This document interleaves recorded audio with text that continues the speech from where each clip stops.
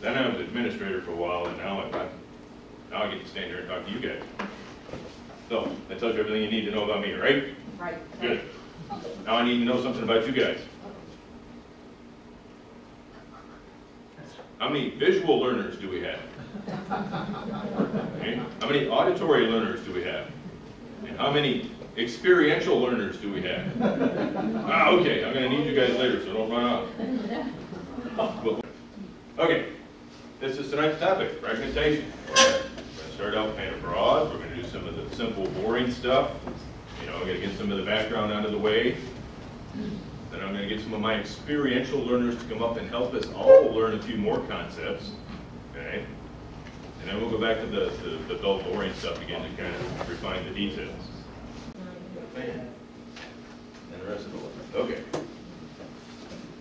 Now, we're going to cover most of the really important stuff in a really basic, hands-on learning environment. Do we have any professional educators in the room? Oh, good, we got one. So, you guys are master naturalists. I figured if nothing else, at some point in the future, we may call upon you to go out and do the same stuff with somebody else. So this is the one part of the program that's uniquely my own. I had a sudden flash of inspiration yesterday afternoon. Oh, I got to try this. Maybe somebody will tell me how to make it better. So I need 4 of my experiential learners from over in this corner, because I think they were all over here. How about that? Come on up here. I'm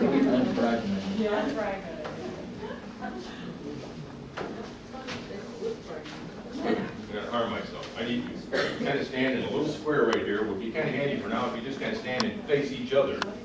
So come on up here and form a little square. Okay? That was a test. Yeah, no music this time, except for the music of the spheres. I can't believe I said that without stuttering. Or slurring. Something there. Okay. We now have a continuous patch of habitat, right?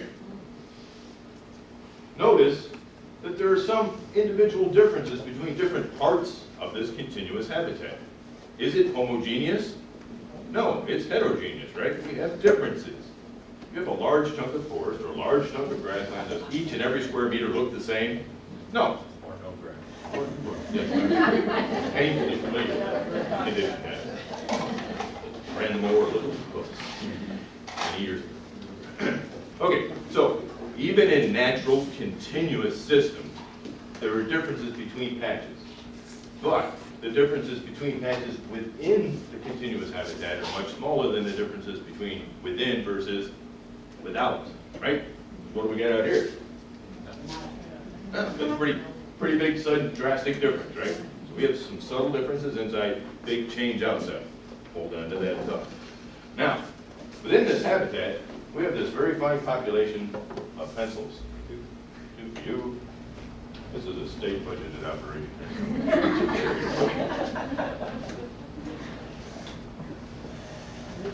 Okay.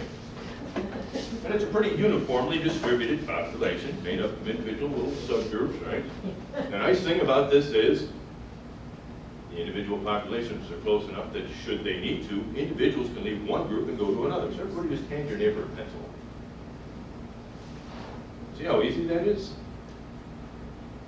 Free and easy exchange of individuals between populations within the nice continuous habitat. Okay, now again, we're going to back up. We went through some of these definitions. First, we want to talk about the difference between habitat loss and habitat fragmentation.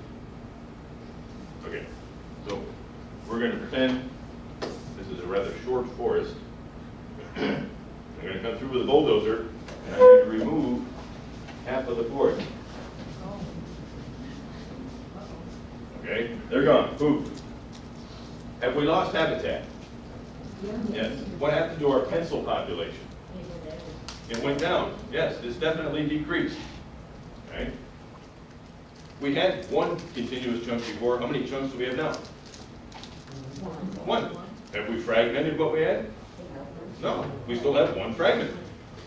It's half the size it used to be, but this is habitat loss without fragmentation. Habitat loss still led to reduction in the pencil population, right? Okay. Regrow the forest here. Instant. Okay, let's look at the other side of the coin. We're going to go through, everybody take one step back.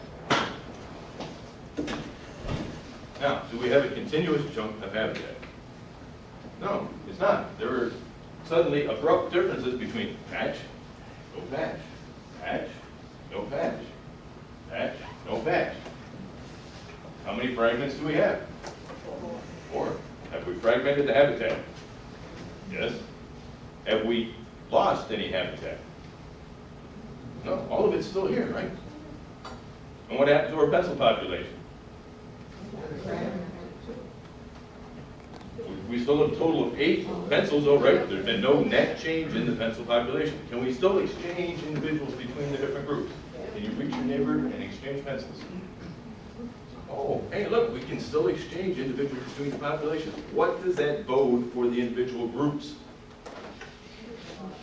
If something happened over here and half the pencils disappeared, is there still potential for gene flow from other groups to replace what was lost? Yes. Okay. What happens if everybody takes 2 more steps back, or at least as much room as you got? Have we lost any additional habitat? No. Have we created any additional fragments? No. Has there been any further change in the pencil population? No. Can we readily exchange individuals between the groups? No. Probably not. At this point, we have to stop and think. Now, these are pencils. Pencils ordinarily don't travel very far on their own. Okay? They're only sessile. But other species might be more mobile than pencils are.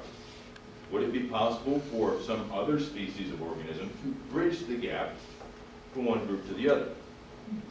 Okay. What would control whether or not that could happen?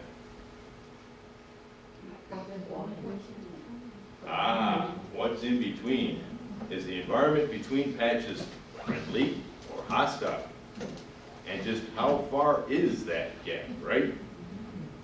If you're a centipede, that's a long walk. If you're anything bigger than a house wren, that's just a hop, right? Okay. So habitat fragmentation depends on who you are.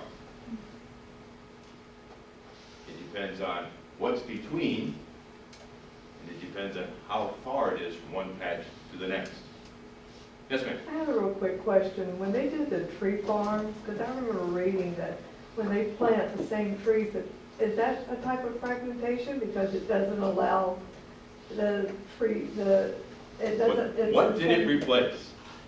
It replaced probably the native trees and shrubs It that blocks replaced out. some portion of a native So forest it's that includes multiple species, Yeah. right? Mhm. So we've taken multiple species, reduced it to a single species. So yes, in a sense, you could say this fragmented the surrounding forest. We put something that was, it's not native forest, we put something else in the middle and fragmented that forest. And it also doesn't allow certain shrubs that might depend on. Right, and we're gonna come back to that point later on. Thank you for bringing that up. Now, our current best thinking, this is your situation. What do we do to deal with it? How do we protect this poor pencil population? Corridors, aha, I love it.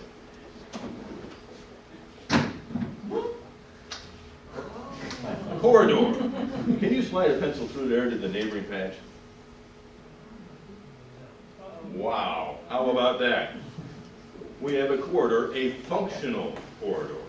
One that not only makes it possible, but actually protects the pencil during transit. This would be a nice friendly corridor, right? But what do you think the odds are that the pencil really wants to crawl into this corridor and slide to the other side? Yeah, just because you build it doesn't mean they want to go.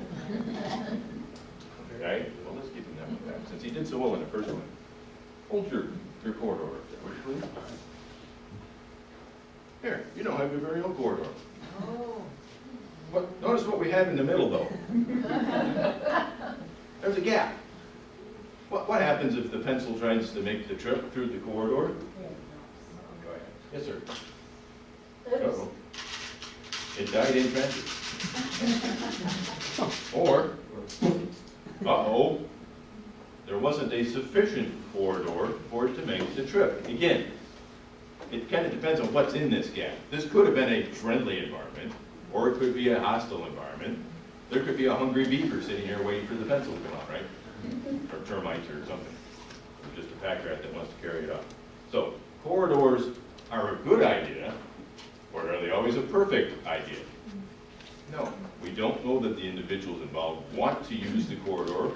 We don't know that the corridor will provide absolute protection for those individuals that do want to use the corridor. And if there's a gap in the corridor anywhere, all bets are off. Is all that perfectly clear?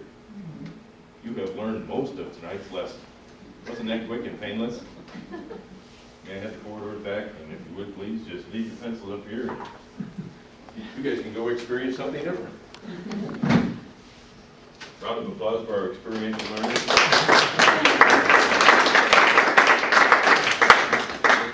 Yes, sir.